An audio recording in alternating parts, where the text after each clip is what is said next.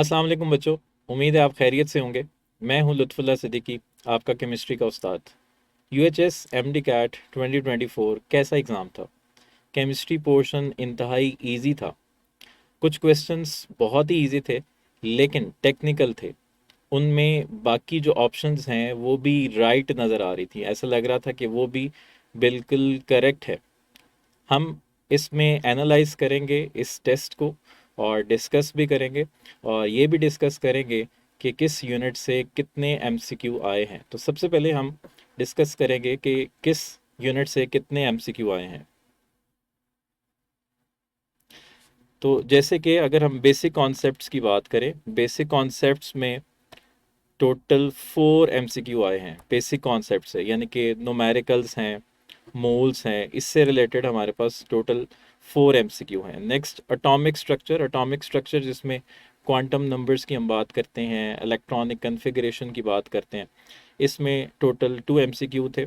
Gases के total 3 MCQ थे, liquids के टोटल 3 एमसीक्यू थे, इसी तरह सॉलिड्स में भी 3 थे, केमिकल इक्विलिब्रियम के भी 3 थे, रिएक्शन काइनेटिक्स के 4, थर्मोकेमिस्ट्री के 3, इलेक्ट्रोकेमिस्ट्री के 3, केमिकल बॉन्डिंग के 4। और ये कोई हार्ड एंड फास्ट रूल नहीं है कि हमेशा केमिकल बॉन्डिंग से 4 ही आएंगे, हमेशा केमिकल इक्विलिब्रियम से 3 ही आएंगे, मतलब ये वेरी करता है। इसी तरह टोटल हमारे पास 19 यूनिट्स हैं, तो इनमें तमाम यूनिट से क्वेश्चन आया है, सिर्फ मैक्रो मॉलिक्यूल से क्वेश्चन नहीं आया। इसी तरह S and P block element से 2 एमसीक्यू हैं, ट्रांजिशन एलिमेंट से 3 एमसीक्यू है, fundamental principles of organic chemistry से भी 3 हैं, chemistry of hydrocarbons 3, alkyl halides 3, aldehydes and ketones 4, alcohols phenol से 2 और कार्बोक्सिलिक एसिड से 2। हम चलते हैं फर्स्ट क्वेश्चन की तरफ। जी, फर्स्ट क्वेश्चन है, number of moles in an element is directly proportional to. अब यहाँ पर उसने एक वर्ड इस्तेमाल किया है एलिमेंट। तो जो एलिमेंट है उसके जो मोल्स होंगे वो किसके डायरेक्टली प्रोपोर्शनल होंगे? एलिमेंट के मास के डायरेक्टली प्रोपोर्शनल होंगे। अब ये जो molar mass of an element, element का मोलर मास नहीं होता, एलिमेंट का एटॉमिक मास होता है। मोलर मास का वर्ड हम इस्तेमाल करते हैं मॉलिक्यूल के लिए, तो ये तो हम एलिमिनेट कर देंगे। इसीलिए इसी तरह फार्मूला मास जो है ये आयोनिक कंपाउंड्स के लिए इस्तेमाल करते हैं, तो यहाँ पर वो एलिमेंट की बात कर रहा है, तो ये भी एलिमिनेट हो गया। एम्पेरिकल फार्मूला जो होता है, एम्पेरिकल फार्मूला आयोनिक कंपाउंड्स का भी होता है, एम्पेरिकल फार्मूला मॉलिक्यूलर कंपाउंड्स का भी होता है, तो यहाँ पर तो हम एलिमेंट की बात कर रहे हैं। तो इसका मतलब है number of moles directly proportional हैं एलिमेंट के mass of an element. So the right answer is alpha. जितना ज़्यादा मास होगा एलिमेंट का उतने ज़्यादा उसके मोल्स होंगे। सो आपने एलिमेंट पे फोकस करना है। एलिमेंट का एम्पेरिकल फार्मूला मास नहीं है, एलिमेंट का मोलर मास नहीं है, इसका फार्मूला मास नहीं है, एलिमेंट के मास के डायरेक्टली प्रोपोर्शनल है। नेक्स्ट एमसीक्यू है, the type and relative amount of each isotope in an element can be found by।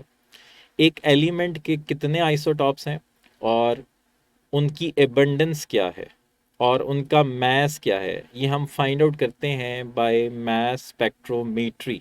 So the right answer is Charlie.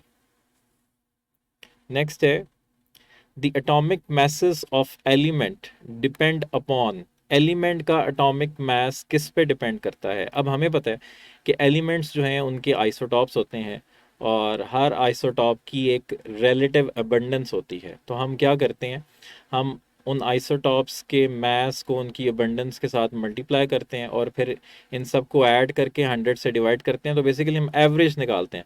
तो क्या एलिमेंट का जो एटॉमिक मास है वो एटॉमिक नंबर पे डिपेंड करता है? नो, एटॉमिक नंबर पे डिपेंड नहीं करता। वैसे तो अगर हम एटॉमिक मास को डिफाइन करें, that is equals to protons plus neutrons, लेकिन यहाँ पर प्रोटॉन्स और न्यूट्रॉन्स वाली कोई भी चॉइस नहीं गिवन। नंबर ऑफ इलेक्ट्रॉन्स पे डिपेंड करता है? नो।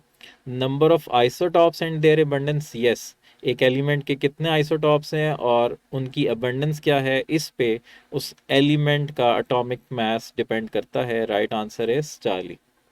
नेक्स्ट है, no individual atom in the sample of 1 mole of neon has a mass of 20.18 AMU because it is. अब ये जो नियॉन, अगर हम एलिमेंट की बात करें, नियॉन के 3 आइसोटॉप्स होते हैं, 20, 21 और 22। नियॉन के 3 आइसोटॉप्स हैं, तो इसका मतलब है अगर हमारे पास नियॉन एलिमेंट का सैंपल है तो उसमें हमारे पास किसी का भी मास 20.18 AMU नहीं है, क्योंकि नियॉन के 3 आइसोटॉप्स हैं, 20, 21, 22। तो नियॉन एलिमेंट का जो सैंपल है उसमें एक का मास है 20, एक का मास है 21, एक का मास है 22, किसी का 20.18 नहीं है। तो क्यों नहीं है? तो ये जो 20.18 है, ये क्या है? ये एवरेज एटॉमिक मास है नियॉन का। तो हम कैसे एवरेज एटॉमिक मास निकालते हैं? हर आइसोटॉप को उसकी अबंडेंस के साथ मल्टीप्लाई करते हैं। तो 20 को मल्टीप्लाई करेंगे 90.92 से, फिर इसमें ऐड कर देंगे नेक्स्ट आइसोटॉप है 21, इसको मल्टीप्लाई कर देंगे 0.26 से, प्लस 22 इसको मल्टीप्लाई करेंगे इसकी बंडन से 8.82, और इनको मल्टीप्लाई करके ऐड करेंगे और 100 से डिवाइड करेंगे, तो हमारे पास एवरेज मास आता है 20.18 AMU। सो क्या ये ओवरऑल मास है आइसोबार का? नो। क्या ये फ्रैक्शनल मास है? फ्रैक्शनल तो है, लेकिन कैसे आया? ये एवरेज एटॉमिक मास लेके आया। It is molar mass of neon? No, it is average atomic mass of neon. Right answer is delta. Next है, द पी ऑर्बिटल हैज, बहुत ही सिंपल क्वेश्चन है, एक पी ऑर्बिटल की बात हो रही है। टोटल पी के 3 ऑर्बिटल्स होते हैं, तो अगर एक पी ऑर्बिटल जो होता है उसकी 2 लोब्स होती हैं, इसकी डम्बल शेप होती है तो इसकी 2 लोब्स होती हैं। तो अगर 3 पी ऑर्बिटल होंगे तो हमारे पास 6 लोब्स आएगी, लेकिन एक पी ऑर्बिटल की बात हो रही है तो इसकी 2 लोब्स हैं। Right answer is alpha.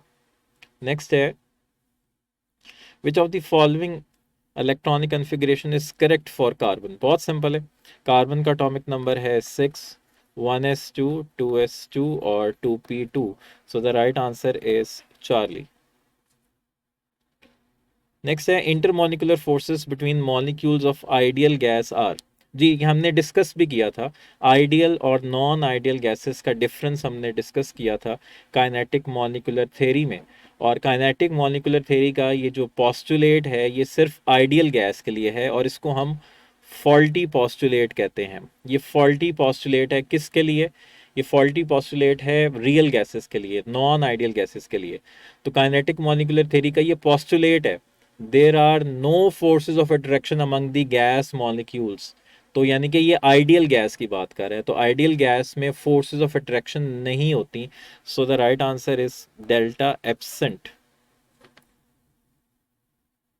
Next है, the correct ideal gas equation. जी, हमने आइडियल गैस इक्वेशन भी पढ़ी थी। तो आइडियल गैस इक्वेशन क्या होती है? PV is equals to nRT। So the right answer is beta. Next है, the real gases show deviation from ideal behaviour. जी, ये भी हमने डिस्कस किया था, एक गैस कब आइडियल होती है और एक गैस कब नॉन आइडियल होती है, यानी कि रियल होती है। तो मेन डिफरेंस है, आइडियल गैसेस में फोर्सेस ऑफ अट्रैक्शन नहीं होती, नॉन आइडियल गैसेस में फोर्सेस ऑफ अट्रैक्शन होती हैं। तो फोर्सेस ऑफ अट्रैक्शन कब होंगी? जब मॉलिक्यूल्स करीब आएंगे। तो मॉलिक्यूल्स कब करीब आएंगे? जब आप प्रेशर बढ़ाओगे और टेम्परेचर कम करोगे। सो एक रियल गैस आइडियल बिहेवियर से दूर जाएगी कब? जब उसमें फोर्सेस ऑफ अट्रैक्शन डेवलप होंगी। फोर्सेस ऑफ अट्रैक्शन कब डेवलप होंगी? जब मॉलिक्यूल्स करीब आएंगे। और कब करीब आएंगे? जब आप प्रेशर बढ़ाओगे और टेम्परेचर कम करोगे। Right answer is Charlie. Next है, in order to boil water at 110 degree centigrade external pressure should be. जी, ये MCQ हमने डिस्कस किया था अपने लेक्चर्स में, सेम यही MCQ हमने डिस्कस किया था। हमें पता है कि जो बॉइलिंग पॉइंट है ये डायरेक्टली प्रोपोर्शनल है external pressure. It is directly proportional to external pressure. अगर आप एक्सटर्नल प्रेशर बढ़ाओगे तो बॉइलिंग पॉइंट भी बढ़ेगा, अगर आप एक्सटर्नल प्रेशर कम करोगे तो बॉइलिंग पॉइंट भी कम होगा। तो सी लेवल पे सी लेवल पे यानी कि 760 टॉर जब होता है, जब 1 एटीएम प्रेशर होता है या 760 टॉर होता है, तो वाटर का बॉइलिंग पॉइंट होता है 100 डिग्री सेंटीग्रेड।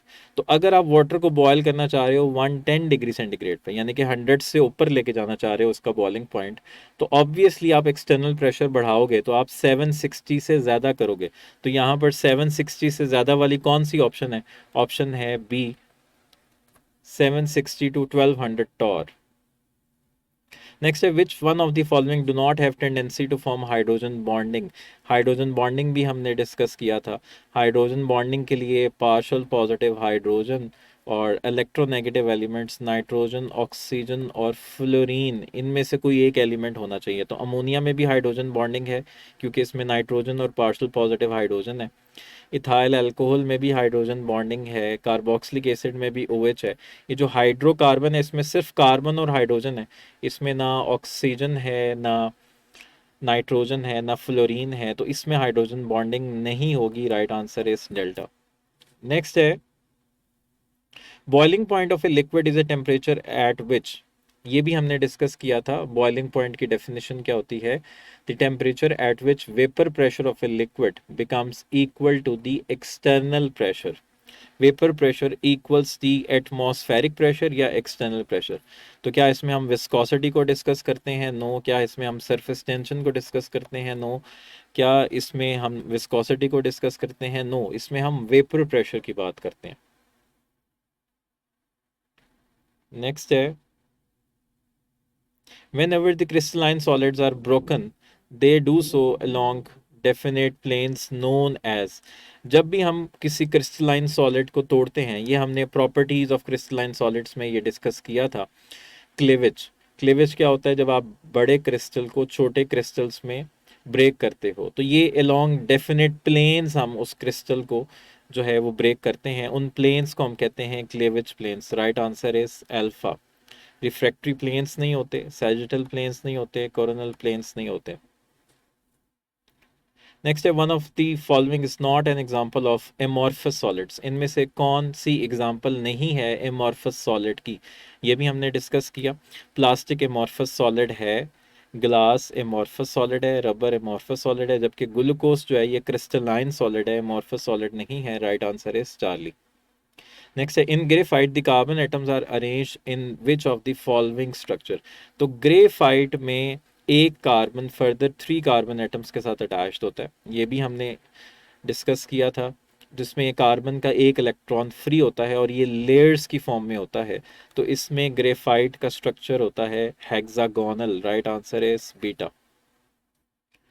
नेक्स्ट है the principle that states that if a stress is applied to a system at equilibrium the system nullify the effect of stress as far as possible। Ji, chemical equilibrium में ये हमने discuss किया था जब हम synthesis of ammonia bye Haber's process पढ़ रहे थे, तो उसमें हमने ये प्रिंसिपल डिस्कस किया था। इसको हम कहते हैं ली शैटलियर्स प्रिंसिपल। जब भी आप किसी सिस्टम को जो इक्विलिब्रियम में होता है उसको उसके ऊपर आप स्ट्रेस अप्लाई करते हो, कैसे स्ट्रेस अप्लाई करते हो? या तो आप प्रेशर को चेंज करते हो, या टेम्परेचर को चेंज करते हो, या आप कंसंट्रेशन को चेंज करते हो। तो सिस्टम इस तरह रिस्पॉन्ड करता है कि वो उस स्ट्रेस को नलीफाई करने की कोशिश करता है। That is Le Chatelier's principle. जी, नेक्स्ट है identify the correct option required for the maximum yield of ammonia by Haber's process। Again Haber's process भी हमने डिस्कस किया। अमोनिया की जो फॉर्मेशन है वो एक्सोथर्मिक है। सो अमोनिया की मैक्सिमम यील्ड हासिल करने के लिए एक तो हम अमोनिया को कंटिन्यूसली विड्रॉ करेंगे, दूसरा हम टेम्परेचर को कम करेंगे क्योंकि इसकी फॉर्मेशन एक्सोथर्मिक है, और तीसरा हम प्रेशर बढ़ाएंगे क्योंकि रिएक्टेंट साइड पर मोल्स ज़्यादा हैं, प्रोडक्ट साइड पर मोल्स कम हैं। तो प्रेशर बढ़ाएंगे, टेम्परेचर कम करेंगे और अमोनिया को कंटिन्यूल विड्रॉ करेंगे या रिमूव करेंगे। Right answer is alpha. Low pressure no, high pressure high temperature no, high pressure low temperature continual addition of ammonia no, ammonia को विड्रॉ करेंगे। नेक्स्ट है consider the following reaction in equilibrium and tell addition of which chemical will turn the cloudy solution into clear solution. अब ये जो हमारे पास equation है BiCl3 plus water, ये जो एक रिवर्सिबल रिएक्शन है BiOCl प्लस 2HCl, तो इसमें जो बिस्मथ ऑक्सीक्लोराइड है, ये एक क्लाउडी सोल्यूशन है, इसके वाइट प्रेसिपिटेट्स बनते हैं, तो इसकी वजह से सोल्यूशन जो है वो क्लाउडी होता है। तो कहते हैं इसमें से आप क्या चीज़ ऐड करोगे कि आप इस क्लाउडीनेस को ख़त्म करके क्लियर सोल्यूशन की तरफ ले जाओ। आपने क्लाउडीनेस ख़त्म करनी है, तो इसका मतलब है मुझे इसकी कंसंट्रेशन कम करनी है। तो इसकी कंसंट्रेशन कैसे कम करूँगा? अगर मैं रिएक्शन की जो डायरेक्शन है वो रिवर्स कर दूंगा। तो इसका मतलब है ना तो मैं वाटर ऐड करूँगा, ना मैं BiCl3 ऐड करूँगा। तो BiCl3 भी हम ऐड नहीं करेंगे और हम वाटर भी ऐड नहीं करेंगे। तो इसका मतलब है या तो हम BiOCl ऐड करेंगे तो प्रोडक्ट्स की कंसंट्रेशन ज़्यादा हो जाएगी और रिएक्शन की डायरेक्शन रिवर्स हो जाएगी, या हम HCl की कंसंट्रेशन बढ़ाएंगे तो प्रोडक्ट की कंसंट्रेशन ज़्यादा हो जाएगी और रिएक्शन की जो डायरेक्शन है वो रिवर्स हो जाएगी और क्लाउडीनेस ख़त्म हो जाएगी। अब यहाँ पर बड़ी इंपॉर्टेंट बात है कि ये जो BiCl3 है ये पानी में डिज़ोल्व होता है, जबकि BiOCl जो है ये HCl में डिज़ोल्व होके रिवर्स हो जाता है। तो इसका मतलब है जो सॉल्वेंट है वो आपने ऐड करना है। तो इसका मतलब है मैं HCl की कंसंट्रेशन बढ़ाऊंगा तो फिर BiOCl इसमें डिसॉल्व होके वापस इसमें कन्वर्ट हो जाएगा। ठीक है, BiOCl बढ़ाने से कुछ नहीं होगा, वहां पर HCl जो सॉल्वेंट है उसकी तो क्वांटिटी उतनी ही है। तो BiOCl को डिसॉल्व होने के लिए सॉल्वेंट चाहिए। तो BiOCl तभी कम होगा जब आप उसको डिसॉल्व करोगे। किस में? सॉल्वेंट में। तो इसके लिए सॉल्वेंट कौन सा है? HCl। तो इसका मतलब HCl की कंसंट्रेशन बढ़ाओगे तो BiOCl उसमें डिसॉल्व होगा और उसके वाइट प्रेसिपिटेट्स कम होंगे। So the right answer is delta. Next है identify the correct formula to calculate rate of reaction. जी, हमने डिस्कस किया रेट ऑफ रिएक्शन क्या होता है। किसी भी रिएक्शन का जो रेट होता है वो इक्वल होता है change in concentration of reactants और products. So change in concentration of substance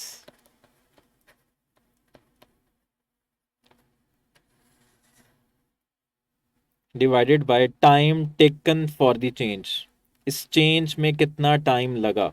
so this is the right answer. Right answer is alpha. So time taken ऊपर नहीं आएगा, टाइम टेकन ऊपर नहीं होता, टाइम टेकन नीचे होता है।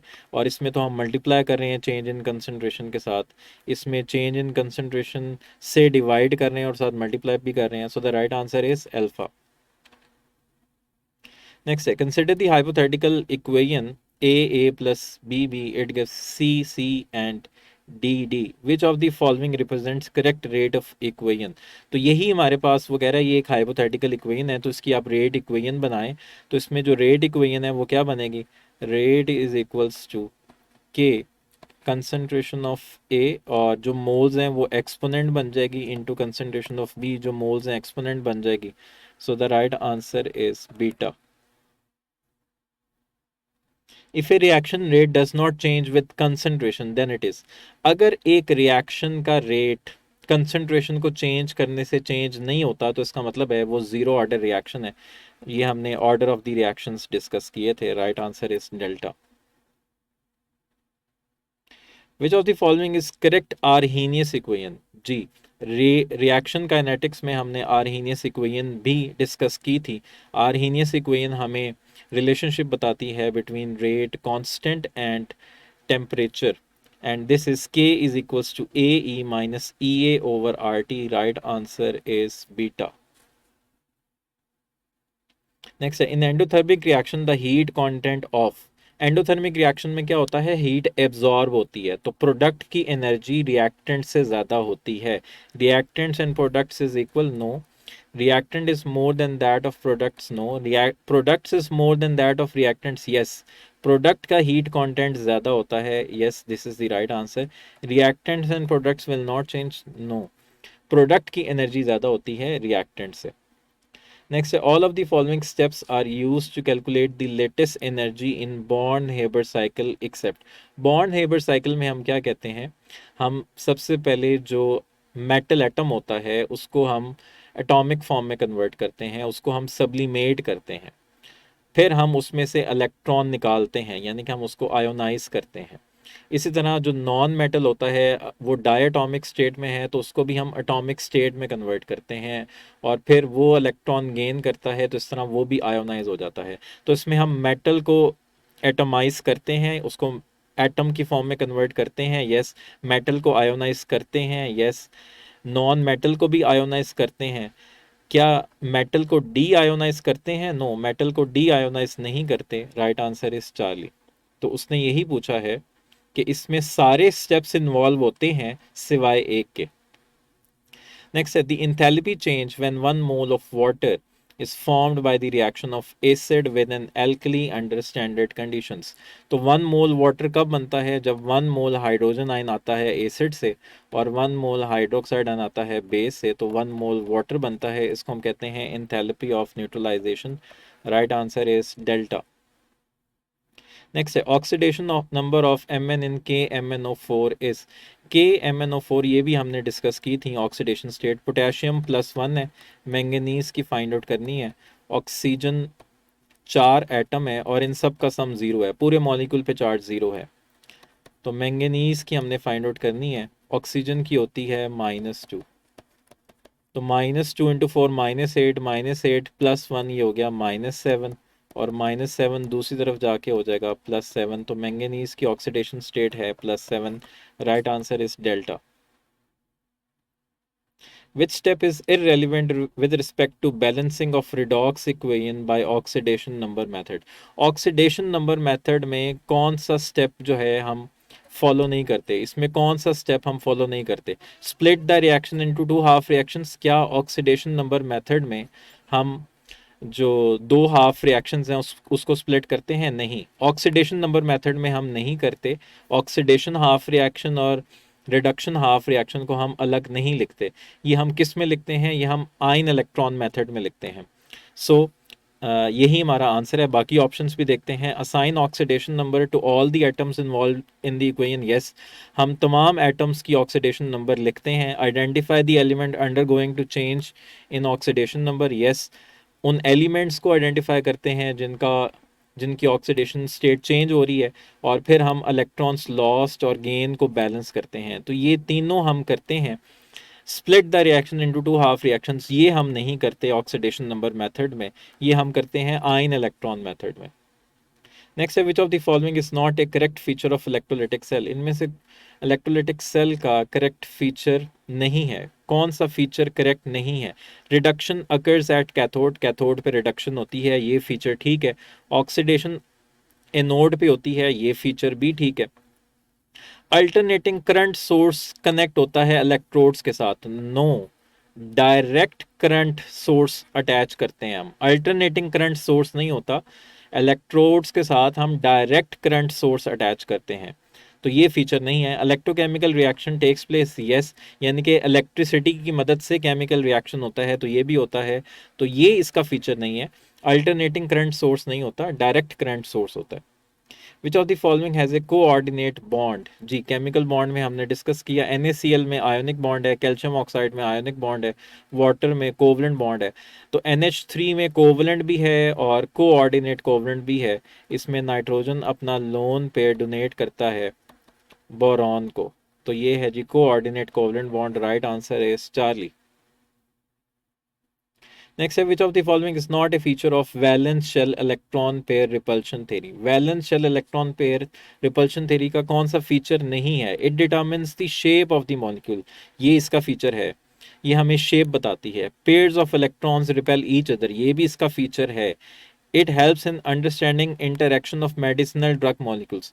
ओवरऑल जो हमारे पास पॉस्टुलेट्स हैं valence shell electron pair repulsion theory के, उन्हीं पॉस्टुलेट्स में से हमने बताना है कि कौन सा जो पॉस्टुलेट है वो करेक्ट नहीं बताया हुआ। तो ये तो पॉस्टुलेट है ही नहीं ना, तो इसको तो हम बिल्कुल बिल्कुल ही निकाल देंगे। Only lone pairs participate in determining geometry of the molecule, तो ये जो इसका पॉस्टुलेट है ये गलत है। जबकि वेस्पर थ्योरी ने क्या कहा कि both lone pair and bond pair participate in determining the geometry of the molecule, जबकि ये क्या कह रहा है कि सिर्फ लोन पेयर पार्टिसिपेट करता है मॉलिक्यूल की ज्योमेट्री डिटर्मिन करने में, तो ये फीचर नहीं है। Right answer is delta. Which of the following है स्मॉलेस्ट एटॉमिक रेडियस? किसका एटॉमिक रेडियस सबसे स्मॉल है?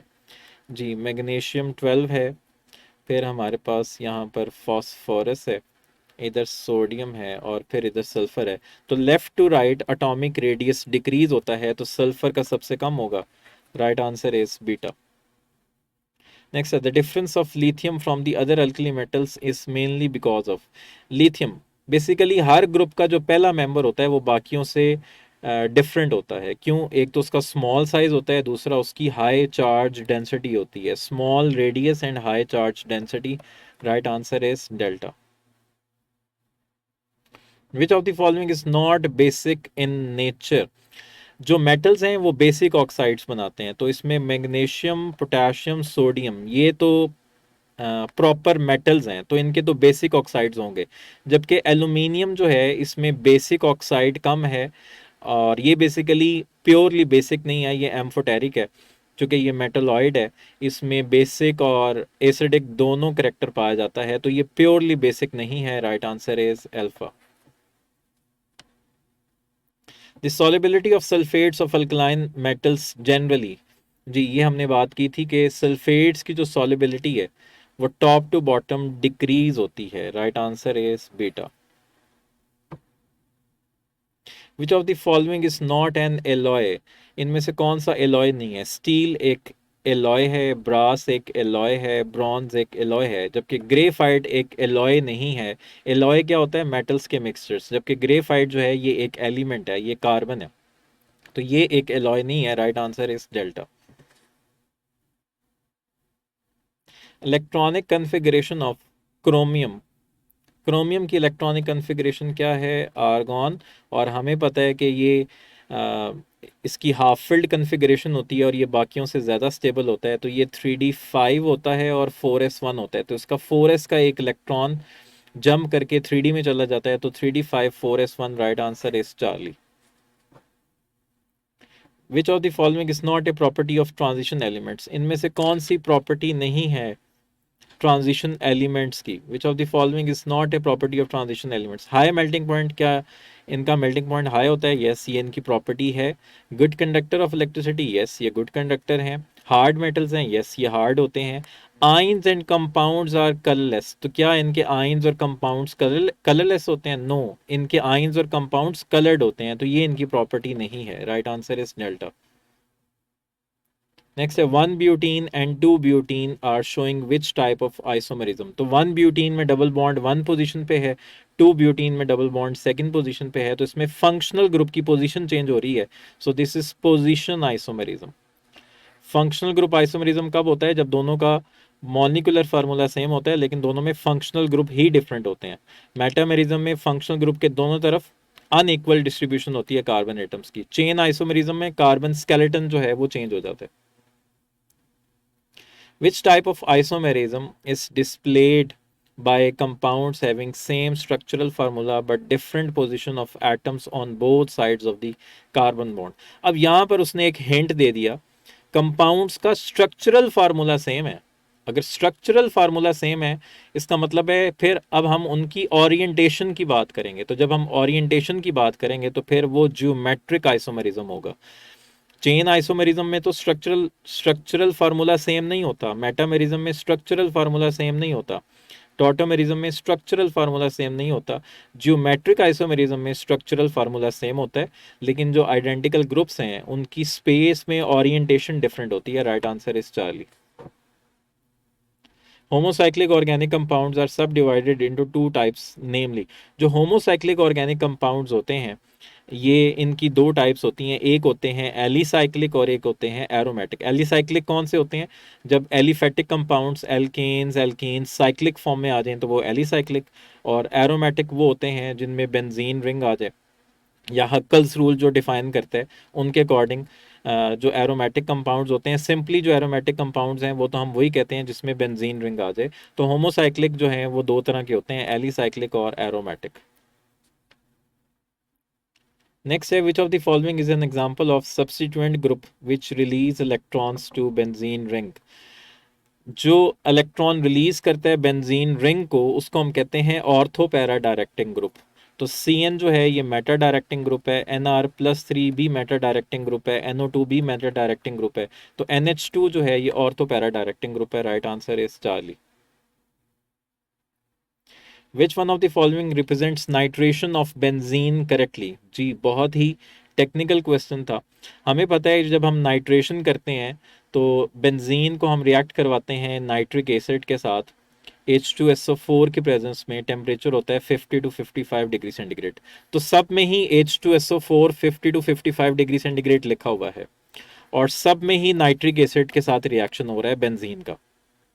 लेकिन तो क्या इसमें दो नाइट्रो ग्रुप लगते हैं? नो, दो नाइट्रो ग्रुप नहीं लगते, सिर्फ एक ही नाइट्रो ग्रुप लगता है। तो ये ऑप्शन तो निकल गई। क्या इसमें साथ ऑक्सीजन बनती है? नो, ऑक्सीजन नहीं बनती, साथ वाटर बनता है। ये ऑप्शन भी निकल गई। अच्छा, तो नाइट्रो ग्रुप जो होता है वो हम NO2 ग्रुप लगाते हैं। तो ये NO2 ग्रुप हमने लगाया, जबकि अल्फा ऑप्शन में यहाँ पर NO3 लगा रहा है वो। तो NO3 नहीं लगाते, NO2 लगाते हैं। सो the right answer is beta. In Friedel-Crafts, acylation and acyl group is introduced in benzene ring in the presence of। तो Friedel-Crafts reactions में जो हमारा catalyst होता है वो होता है AlCl3। right answer is alpha।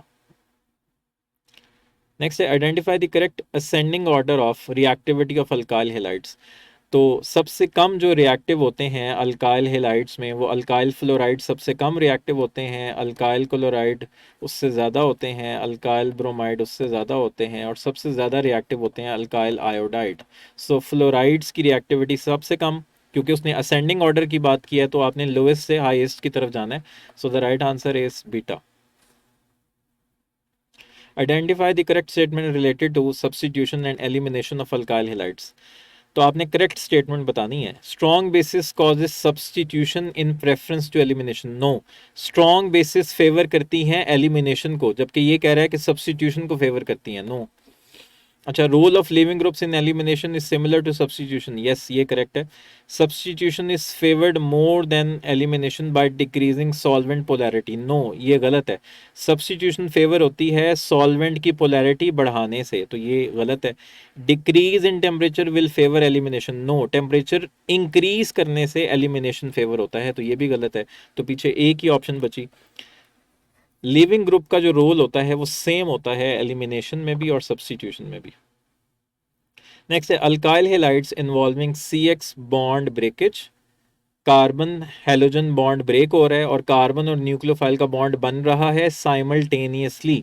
तो ये सब्स्टिट्यूशन हो रही है और एक ही स्टेप में हो रहा है, तो इसका मतलब है कि ये SN2 रिएक्शंस हैं। Right answer is beta. Elimination तो ये हो ही नहीं रही। CnH2nO is the general formula of aldehydes and ketones। ये aldehydes और ketones का जनरल फार्मूला है। राइट आंसर है Charlie. The blue color of Fehling solution is changed to red when warmed with an aldehyde due to formation of which of the following। तो basically Fehling solution में copper sulphate होता है जिसका colour होता है blue, और फिर ये एल्डिहाइड्स को ऑक्सीडाइज करके खुद रिड्यूस हो जाता है, कॉपर+2 कॉपर+1 में आ जाता है, और ये ब्रिक रेड प्रेसिपिटेट्स बनते हैं क्यूप्रस ऑक्साइड के। Right answer is beta. Reaction of HCN with formaldehyde is nucleophilic addition reaction। तो aldehydes और ketones के जो reactions हैं वो हैं nucleophilic addition reactions। right answer is alpha। Next है which of the following alcohol can give iodoform reaction. जी ये हमने डिस्कस किया था। आयोडोफॉर्म रिएक्शन में मैंने आपको सिर्फ 4 बातें बताई थी। प्राइमरी अल्कोहल में सिर्फ एथेनॉल आयोडोफॉर्म टेस्ट देता है। सेकेंडरी अल्कोहल्स वो जो 2 ओल्स हैं, जब OH सेकेंड कार्बन पे लगा हो। एल्डिहाइड में सिर्फ एसिटाल्डिहाइड और कीटोन्स में मिथाइल कीटोन्स। तो मेथनॉल प्राइमरी अल्कोहल है, ये शो नहीं कर रही। 1 ब्यूटानॉल प्राइमरी है, ये भी शो नहीं करेगी। 1 प्रोपेनॉल प्राइमरी है, ये भी शो नहीं करेगी। तो प्राइमरी में सिर्फ एथेनॉल आयोडोफॉर्म टेस्ट पॉजिटिव देता है। नेक्स्ट है common name of 2 hydroxy propanoic acid. तो ये हमने डिस्कस किया हुआ है। 2 hydroxy propanoic acid is lactic acid. Right answer is beta. Which of the following is correct regarding phenol. तो फिनोल बेसिकली इसमें हमने डिस्कस किया है एसिडिक स्ट्रेंथ का ऑर्डर। कार्बोक्सिलिक एसिड सबसे ज़्यादा एसिडिक होते हैं, उससे कम एसिडिक है फिनोल, उससे कम एसिडिक है वाटर, और उससे कम एसिडिक है अल्कोहल। तो क्या करेक्ट है? फिनोल और वाटर इक्वली एसिडिक है? नो। फिनोल लेस एसिडिक है कार्बोक्सिलिक एसिड से? यस, यही आंसर है। फिनोल लेस एसिडिक है वाटर से? नो। फिनोल लेस एसिडिक है एथेनॉल से? No. Right answer is beta. Next है when carboxylic acid are heated with alcohol in the presence of sulphuric acid one of the following is formed. जब भी acid alcohol के साथ मिलता है in the presence of sulphuric acid तो esters बनते हैं। Right answer is Charlie.